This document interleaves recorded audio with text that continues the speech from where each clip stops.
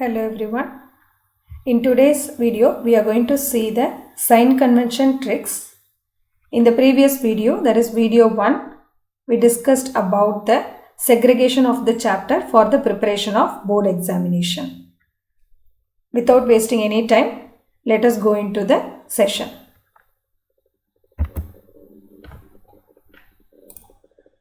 So before going into the tricks, let me tell you the terms which we are going to use in the entire chapter. So we already know we are seeing spherical, mirrors and a combination of spherical surfaces only we are going to use as the lens. Okay. So it is like very simple trick. From this only you are cutting a small portion that only going to act as the mirror part on the basis of the shaded region. For example, I will show you how you are considering the shaded region over here. I am taking this part M and N. So that is called as aperture. So what is the meaning of aperture? Diameter of that spherical surface. So everyone will misunderstood that diameter means we are speaking about this. No.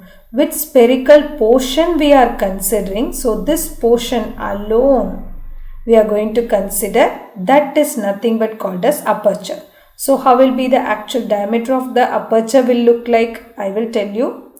So this is the diameter of the spherical surface means this is my aperture portion. So MN. This will be the aperture. So this is the definition you can see in your NCERT textbook. Okay.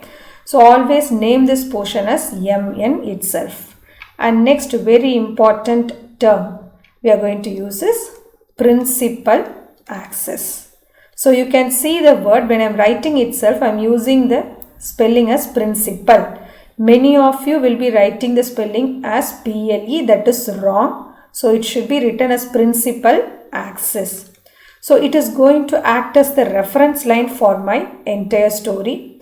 So you can see it is the spherical surface, that is the sphere I am considering, and a line which is going to pass through. So question is arising in which point it is going to pass through. So that point we are calling as center of curvature, that is none other than center of this entire curved object, that is nothing but spherical surface. So this center point we are calling as center of curvature. Okay. And then this line is passing through the pole point. What is that pole point? So you can see relate the definitions terms like this. So one by one then it will register in your brain very easily. So it will be there on the reflecting portion of the aperture, that is your spherical mirror. Okay. So you can see on top of the reflecting surface only you should point the pole, and the line which is passing through the center of curvature as well as the pole, that is called as principal axis. So this line is called as principal axis. And coming to the very interesting term, that is radius of curvature. As usual, this portion will be my radius. So that itself we are calling as radius of curvature. Okay. And the next very important one, it is focal length. So what is that focal length story? So you can see it is the center, and you can see all the rays will come and fall at one point, that means focused at one point like this. So this point I am going to call as focus. So this will be between C and P.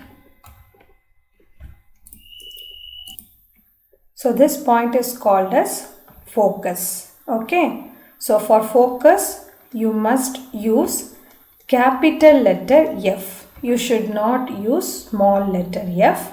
Then where you will use the small letter f? You can use the small letter f to represent the focal length. See how I am relating the terms with one another. In that way only you are going to prepare for the examination. So distance between the focus, that is this point, and the pole is called as focal length. Okay, then where you will mark the pole point, everything I will show you now. Okay, and it is very important point, please note it down. So if you are going to draw the concave mirror, in the textbook it will be given in the form of shaded part. So I already told you, you will mark only with the slanting lines like this. Okay, so then only it will not confuse the examiner which portion is coated and which portion is reflecting surface. Okay, so please make a note of it. And other things like if it is like you even understand very easily, it is concave. What about convex then? So convex, it will be like this, same type only I am drawing, but the change I will show here. Okay, so these slanting lines only you should use. Don't go for shading the surface, that will confuse whether this is reflecting portion or this is reflecting portion. So avoid this kind of drawing in the exam paper. This way of presenting in the paper will help a lot. Now the tabular column which you are seeing here is the trick what I mentioned in the video. So you can see it is collective data in which way you are going to apply the signs for the numbers given in the numericals. Like you will be given as 10 centimeter means you must use this negative sign when you are trying to solve the problems. So for that you cannot find this table in the textbook. This table prepared as a result of this Cartesian sign convention. So it is none other than sign convention table only, which is given in the simplified format. Okay, this is a very simplified sign convention table. I will ask you to remember, that is memorize this table first, and then only you are going to proceed with the other tables. So if you are very thorough with this table, easily you can crack the numericals. So I will show you the tricks also to remember the table very easily. You can see 1, 2, 3, 4. All the 4 types are concave and then one is convex. And it is having the image, nature of the images, virtual and erect. And other things and all, it is like various position where you are going to place the object and what kind of image you are going to obtain. Okay, so P is indicating pole and F is focus. Again F is focus and C is center of curvature, and this is none other than center of curvature and it is center of curvature. So beyond C means it should be like before center of curvature. So it is your center of curvature point means beyond C will be here. Okay, so remember like that. Most of you will do the mistake of placing the object over here. Don't do that. Next, all U will be negative only always. So no difficulty in remembering that. What about the V? First one is positive, last one is positive. Remember like that. Okay, and for F only the final one is positive. H, it is object only. Where you will place the object? In the top region only, that is above the principal axis only always. So it is not going to affect the problems much. So it will be positive sign only. What about the image distance? Not image distance, height of the image. So what about that one? It is also like V only. You can see that clearly, positive and positive over here for first and the last one, and remaining data under negative only. And you can see the story of this virtual and erect also. Again, first one and last one virtual and erect, same goes for the magnification. So in this way you can remember the signs also very easily. And very important thing, You have to remember this story also. With this only we are going to find which ray diagram is apt for that numerical. So that is also another tip over here. If m is greater than 1 means image obtained will be enlarged one. Okay. And then m is equal to 1, it is same size only. Then m is less than 1 means it is diminished. I will tell you in the next video how to find the apt ray diagram for the given numerical. Okay. So with the help of which one, I am not going to reveal that now. You are going to find which ray diagram is suitable for the given problem. Okay. Next, it is for lens. So collectively study both the tabular column together. So it is easy for you to remember for longer term. So here you can see for the lens. So convex lens and for concave lens. Again, always U is negative only, so no issues.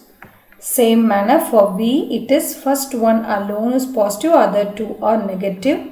And for focal length also, you can see bottom one, top one, here and here is like negative, negative. Try to picturize in your brain, so that is going to work out very easily. Then you can go for nature of the image, that is real and inverted, virtual and erect, and virtual and erect. Always H will be positive only, so no issues with that. And then what about your height of the image? It is first one is having negative and then other two are positive sign. Here what about the magnification?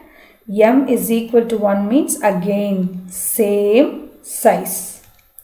And M is greater than 1 means, yes, I think you would have guessed that it is enlarged. And what about m is less than 1? Then it is diminished.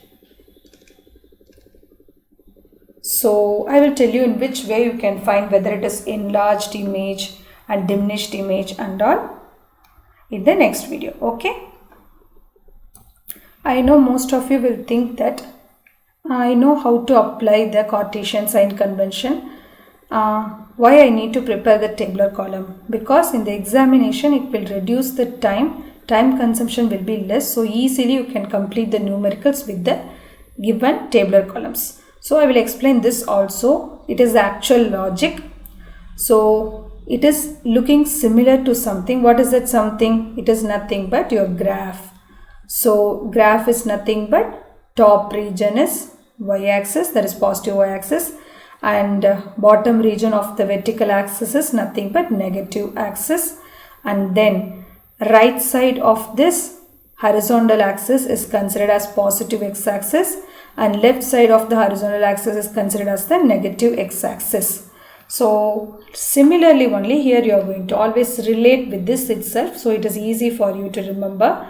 So you can see that clearly here we are seeing for the spherical mirrors.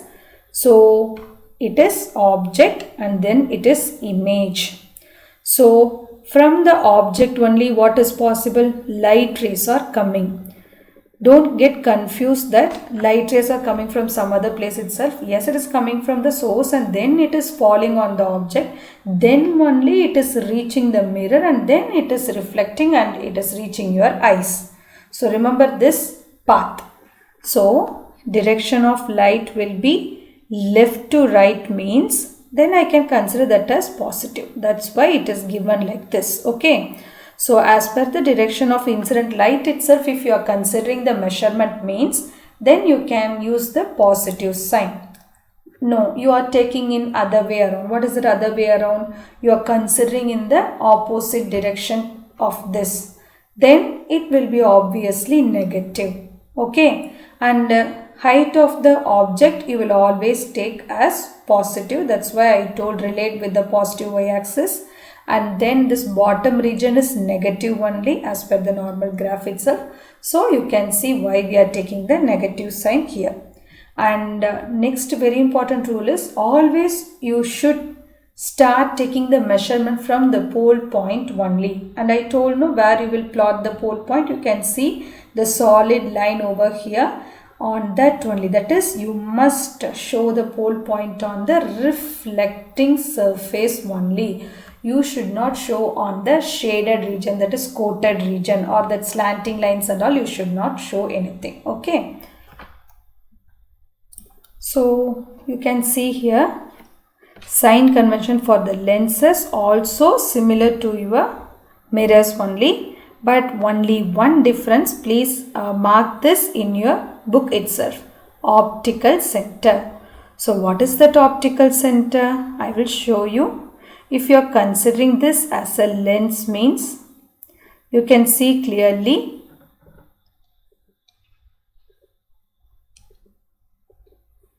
you are just combining two spherical surfaces. It is the first surface and it is the second surface. Okay. So that derivation you will study in your 12th standard. Now you can see this part is there, no? And then where the principal axis is going to pass through the center. So that point only we are calling as optical center.